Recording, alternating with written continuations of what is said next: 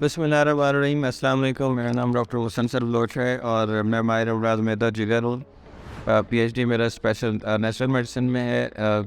कुदरती तरीक़े इलाज से मैं इलाज करता हूँ और आज हम जिस टॉपिक पे बात करेंगे वो है लॉस ऑफ एपेटाइट या भूख का ना लगना। सबसे पहले हम इसको समझने की कोशिश करते हैं कि भूख का ना लगना है क्या, क्यों नहीं लगती और इसके एसोसिएटेड फैक्टर्स या बाकी जो इसके वजूहात हैं वो क्या है। सबसे पहले अगर आप एक सर्टन टाइम पे भूख नहीं लगती या आपका कुछ खाने को दिल नहीं करता तो इसको आप भूख ना लगना या एनोरेक्सिया कहते हैं या लॉस ऑफ एपेटाइट कहते हैं।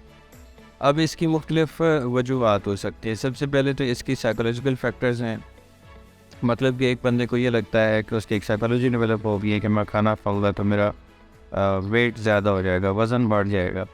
और इसके अलावा अगर हम बात करें तो इस पर डिस्पेप्सिया या फंक्शनल डिस्पेप्सिया जिसको कहते हैं कि खाना ठीक से हज़म ही नहीं होता, पहले वाला खाना हज़म ही नहीं हुआ तो आगे कैसे भूख लगेगी। और इसके अलावा लाइक अगेन मैं जो बात करता हूँ अक्सर कि हम जिस तरह की लाइफ स्टाइल से अब गुजर रहे हैं ये बहुत सेडेटिव टाइप है, मतलब हम बड़े स्लगनिश हैं, बड़े ढीले डाले हैं, हमारी कोई फिज़िकल एक्टिविटीज़ नहीं हैं। और अगर आप ऐसी ही किसी लाइफस्टाइल मतलब आपका है जिसमें आपकी फ़िज़िकल एक्टिविटी नहीं है तो आपको भूख कम लगेगी या नहीं लगेगी। इसके अलावा कुछ ऐसी चीज़ें हैं जैसे अगर आप स्मोकर हैं तो उसमें भी भूख का जो प्रोसेस है वो कम हो सकती है भूख। इसके अलावा कॉफ़ी अगर आपने पी ली है, कॉफ़ी ज़्यादा इस्तेमाल करते हैं, आप चाय का ज़्यादा इस्तेमाल करते हैं तो उससे भी आपकी भूख कम हो सकती है।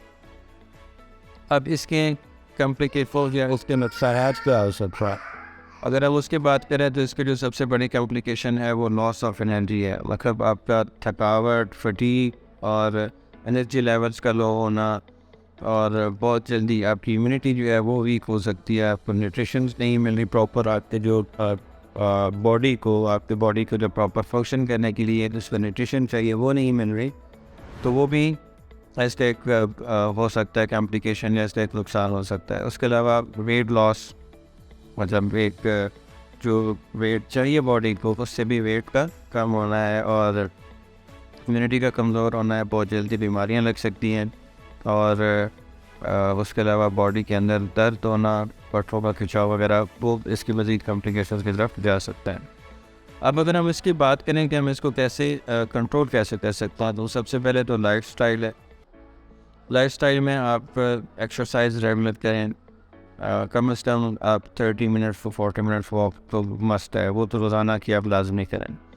और उसके अलावा आपका जो खाना पीना है उसमें फ़ाइबर्स, उसमें रेशेदार ग़िज़ाएँ शामिल हो, उसमें वैरायटी ऑफ फूड शामिल हो, लाइक उसमें प्रोटीन्स भी हों, उसमें गोश्त अंडे भी शामिल हों, उसमें फ्रेश जो वेजिटेबल्स हैं जैसे ताज़ा सब्ज़ियाँ हैं, खीरा है, मतलब मौसम के लिहाज से मूली है या गाजर है उसका भी इस्तेमाल करें। तो उसके अलावा आप भी जो लिक्विड्स हैं या जो माई फूड ग़िज़ाएँ हैं जिसमें आपका पानी है, पानी के अलावा फ्रेश जूसेस हैं वो ज़रूर शामिल हों।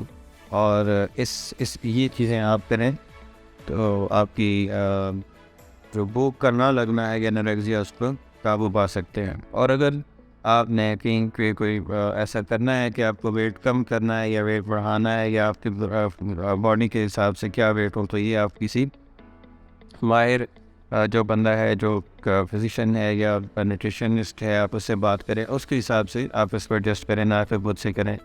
और इसके अलावा जो सेल्फ मेडिकेशन है उससे भी आपको अपने आप को बचाएं, इसके बहुत ज़्यादा नुकसान होते हैं, बहुत ज़्यादा साइड इफ़ेक्ट्स होते हैं। और ऐसे नेचुरल वेज़ या नेचुरल वर्ड्स की तरफ मतलब अपनाएं जिससे आपको कम से कम नुकसान हों, लेकिन वो भी बगैर किसी माहिर फिजिशियन के, एक तबीब के, वो भी आप ना लें।